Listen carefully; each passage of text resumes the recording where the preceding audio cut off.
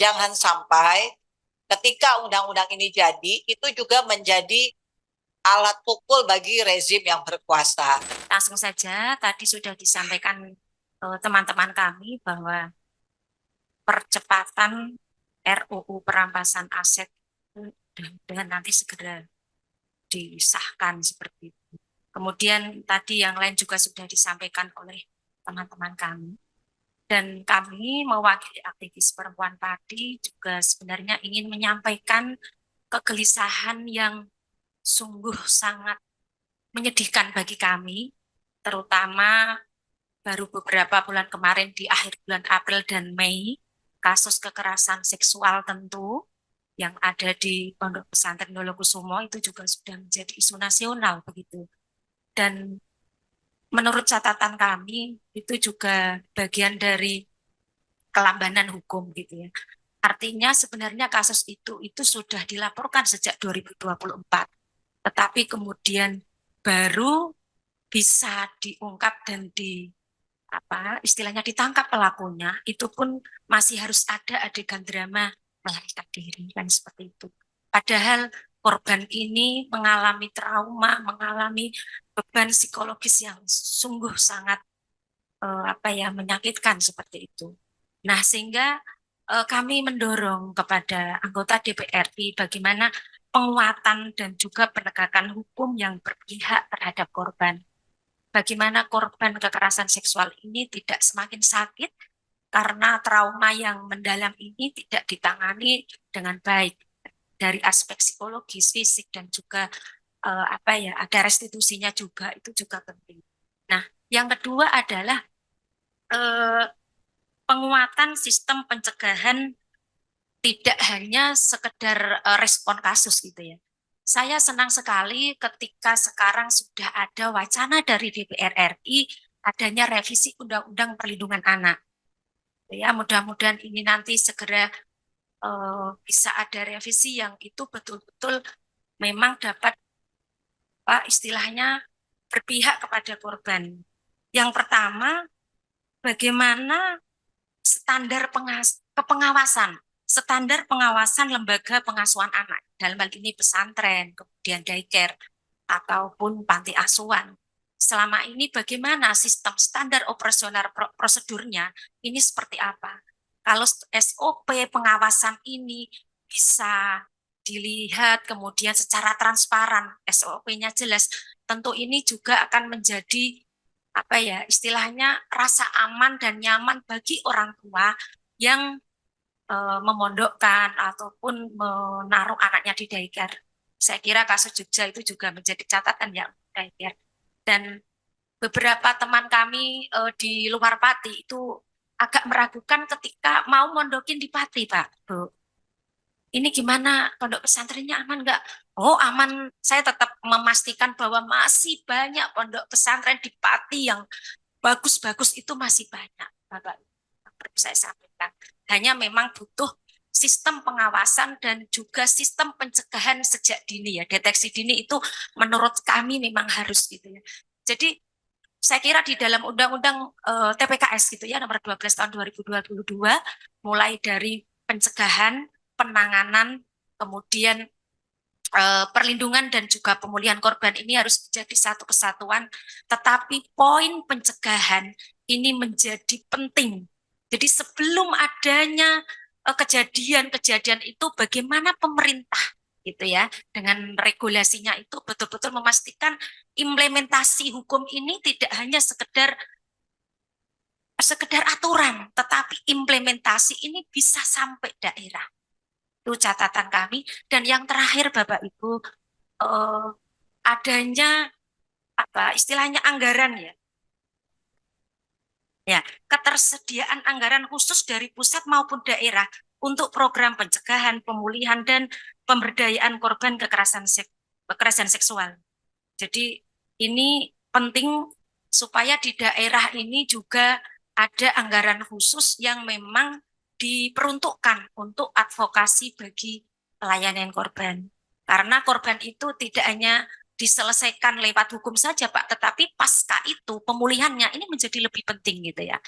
Dan rasa aman perlindungannya ini juga yang menjadi penting juga gitu. Agar ketika selesai kasus kekerasan seksual dia bisa masih hidup di masyarakat tanpa adanya diskriminasi dan juga victim blaming gitu. Saya kira itu Bapak Ibu yang bisa saya sampaikan. Terima kasih. Assalamualaikum warahmatullahi wabarakatuh.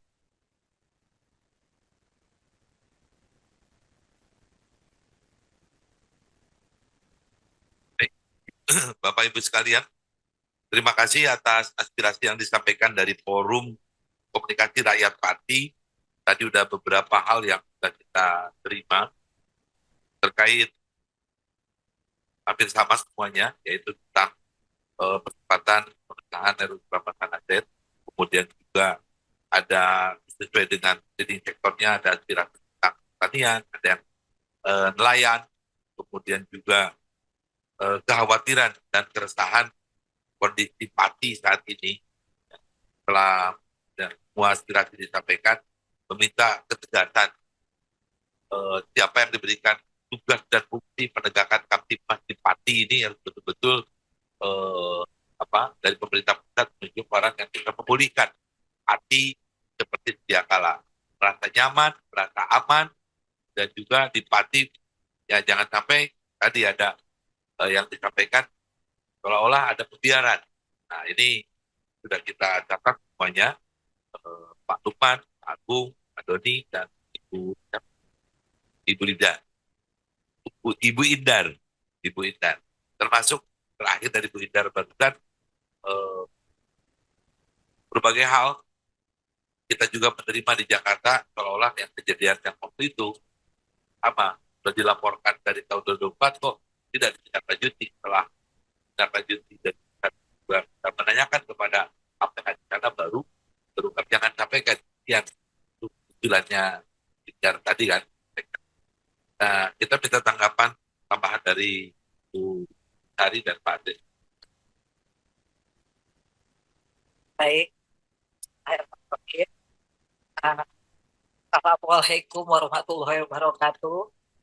Bapak Ibu sekalian yang berkesempatan hadir pada hari ini, tentunya kami merasa berterima kasih bahwa kami dipercaya untuk Bapak Ibu sekalian untuk melaporkan apa kejadian yang ada di Pati berdasarkan laporan dari perwakilan tiga perwakilan tadi bahwa ada sekelompok kecil yang bisa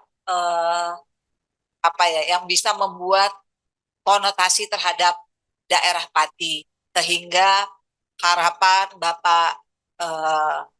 Bapak yang mengusulkan tentang perikanan tadi, kek perikanan, merasa Pati, masyarakat Pati merasa dirugikan karena dengan adanya pemberitaan-pemberitaan tersebut, maka investor menjadi mempunyai keraguan untuk bisa menanamkan modal di daerah Pati yang tujuannya adalah untuk kesejahteraan masyarakat Pati. Begitu ya Pak, maksudnya ya.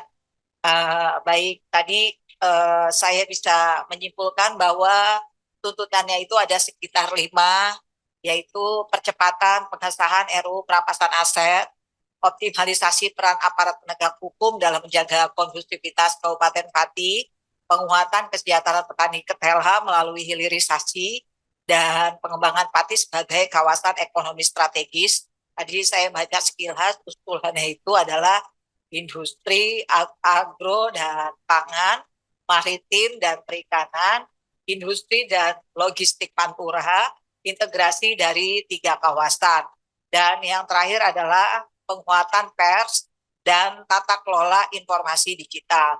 Kalau mungkin Pak Cucun, untuk percepatan pengesahan RUU Perampasan Aset, saat ini di Komisi 3 memang mereka sedang mendengarkan dari banyak RDPU untuk meaningful participation.